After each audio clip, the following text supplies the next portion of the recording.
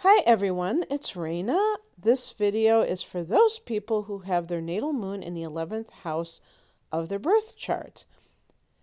The moon is our emotional nature, so whatever sign your moon is in, it can give a good idea of the way that you react to life. And, there are other influences as well, but it's really the moon that kind of illustrates the emotional reactions, the emotional expression that people have. And the 11th house is the house of the humanitarian. This is the house that Aquarius rules in the universal chart, so it's going to deal with the collective and versus the individual. So in general, we could say that people with the moon in the 11th house have a strong emotional need to belong to a group. Okay. And, knowing that the moon rules Cancer, I think that it's interesting to look at this as creating a second family, other than the family of origin, through one's group of friends. Or there might even be different families that the person creates. They might donate their time to a cause, and then the people that are volunteering together, they become their own little family. The book club that they belong to, that's their little family. So they create these families wherever they go. And depending on their interests, and that is what really sustains them emotionally. Now, I want to give a shout out to the astrocodex.com as well as astrologyclub.com for providing some, for me, it was just kind of clarification of what this house would represent. But what I noticed with both of these sites is that they pretty much stuck to the idea of somebody with the moon in the 11th house being very attached to their friendships. And I think that is certainly the case, but there have to be other things that this placement kind of illustrates. And I want to mention a couple that I might think on my own. But using their information, I think it's very interesting that they talk about this idea of, because Cancer is ruled by the moon is naturally going to have those elements in its influence and its goals, so emotional goals. So for somebody with the moon in the 11th house, they're very sociable people. They love to be surrounded by others. There's an emotional need for that. It's not just, like a Libra person, Sun in Libra person who loves to, just socialize because they're good at, making a good impression, and they have the gift of gab and all that stuff. And it kind of feeds into their sense of their identity. This is an emotional need, and this is one of the reasons why I talk about the moon as the shadow, because when you have emotional needs, and especially if they involve other people, but even if they don't, emotional needs that are,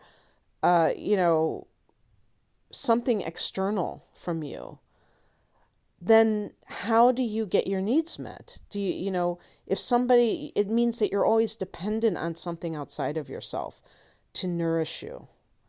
And that's problematic. I think a lot of people would agree with that. So in the 11th house, it is being very dependent on one's friends, I would say, to provide the person with emotional security.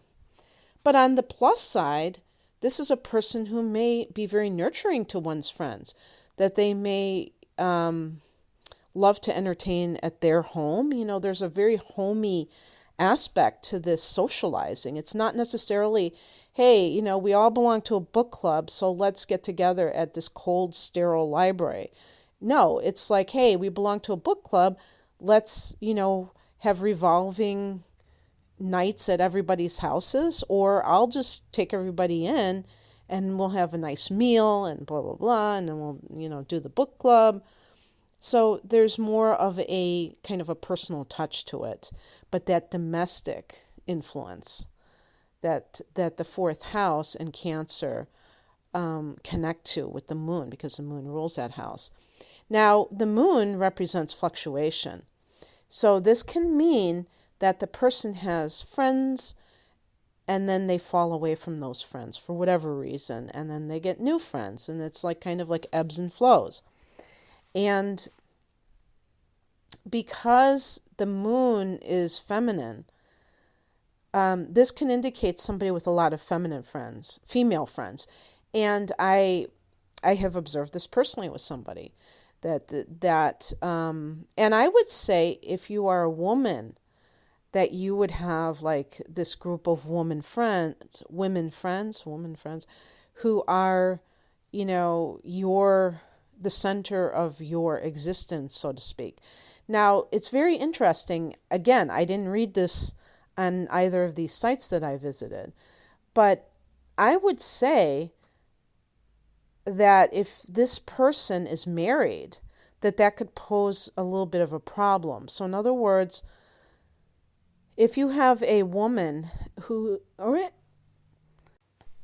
is married or coupled in a serious way, who has the emotional urge or need to have these friends, like these large groups of friends on a frequent basis, that could potentially create some kind of rift in her primary relationship, because her partner may see her as not really valuing the marriage or committed relationship as much as he would want.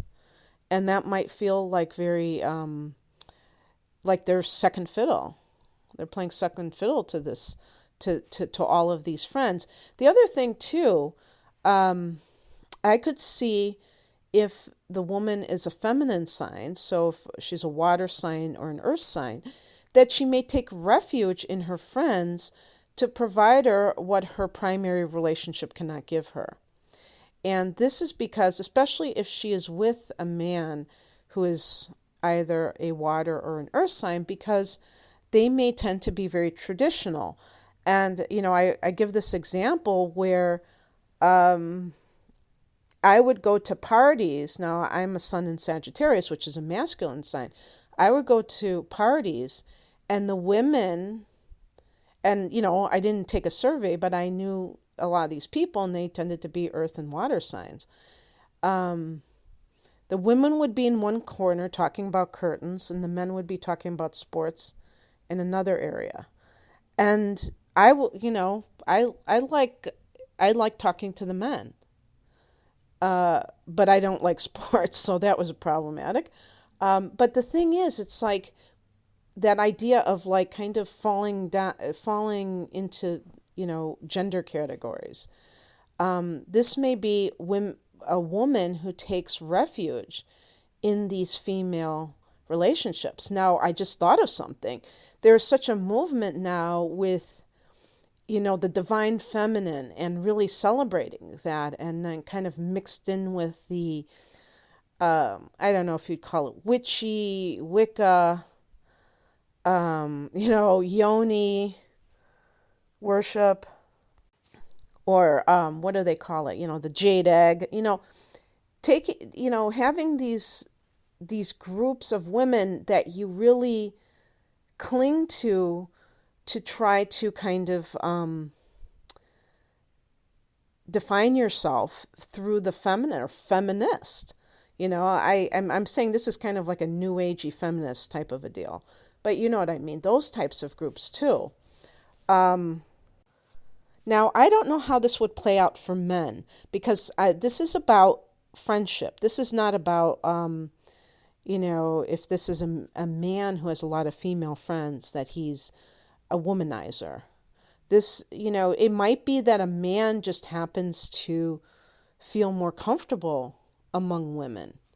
And so he has a lot of female friends. Or he's in some kind of a line of work, an industry where there's a lot of women. So the fashion industry, like including, or the, being a beautician, whatever they call them now, cosmetologist. Or even, I was thinking, even like in the yoga community, there are very few male yogic practitioners, let alone, teachers. So being in an environment where you're around a lot of women, but this is, we're not talking necessarily of the workplace. We're talking about the socializing aspect of life. And by the way, it doesn't have to be socializing. It can be like a cause. And this may bring the person a lot of, I think it can be very important for them in that sense. I feel like with these sites, they're really emphasizing the emotional attachment that the individual has to a group. Whereas I think you also have to look at their emotional attachment to whatever it is that is being the group represents. If it's like some kind of a charitable organization, given that the moon is about nurturing, this could definitely indicate somebody who is drawn to volunteer, like maybe feeding children who, and things like that, just taking care of people. And I was really surprised that they didn't mention the idea of foster parenting. I would think that that could possibly be it too, or as an occupation, working in a group home where the person, this type of person really is feels, I think, emotionally safe in large groups of people. One of these sites kind of mentioned if the person is one-on-one with a friend or, somebody, that they may feel uncomfortable, that they may feel like kind of shy and stuff like that, awkward maybe, I don't know. And that, having the moon in the 11th house is like having the moon in Aquarius. It gives that sub-influence of that. So that can, to me, be very problematic if the person has a fear of intimacy, if they tend to be kind of shallow emotionally because they're in this group and they're not developing themselves, they're not like really like bearing their soul to somebody. They're just kind of socializing and being on the surface of life with another person. And it's a very interesting situation because it certainly can indicate that the person is much more likely to hide out emotionally with these groups. Now, the other thing that could be going on is that the person is sensitive to loneliness. And so this kind of feeds their need for that kind of, a lot of people around them.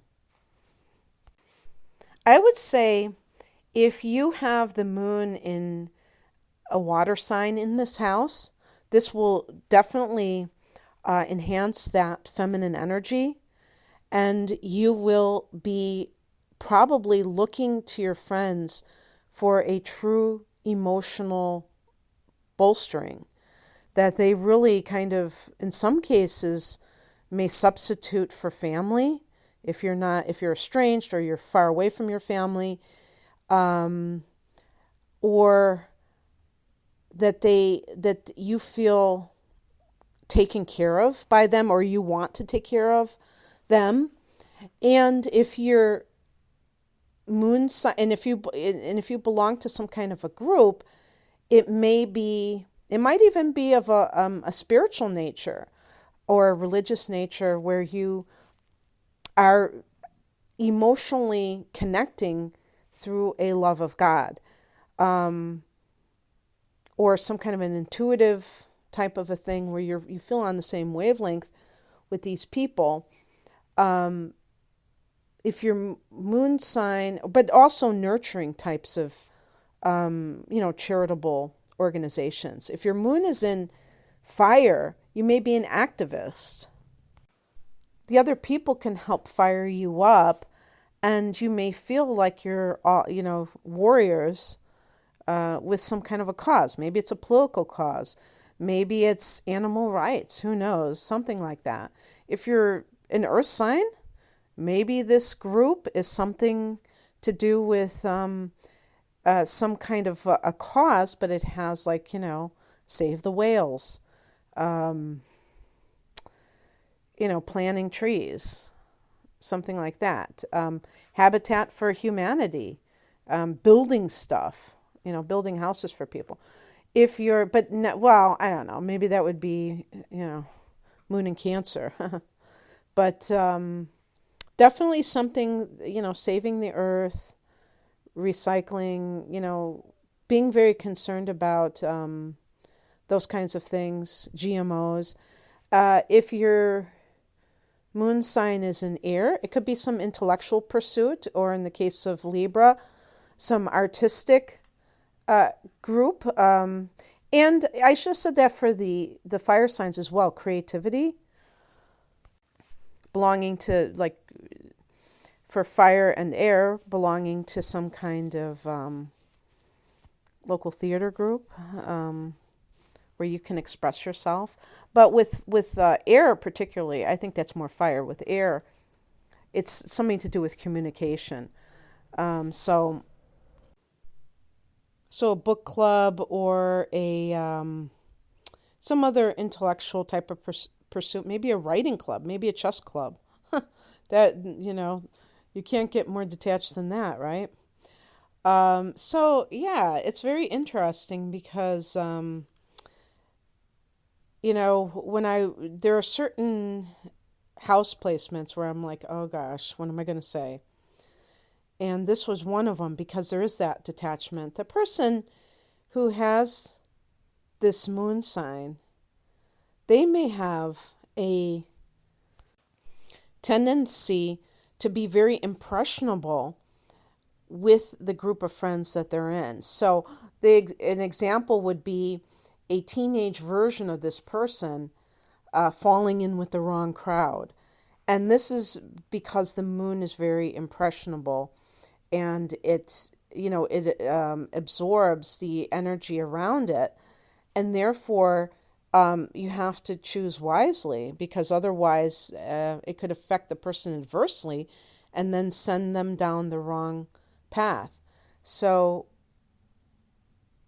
understanding how other people influence you is very important. And who knows, maybe the person, especially if they're a fire sign or an air sign, they may think as a masculine sign that they're just calling all the shots, and that nobody, controls their thoughts or ideas. But that could certainly happen if the person is very, has a tendency to be very,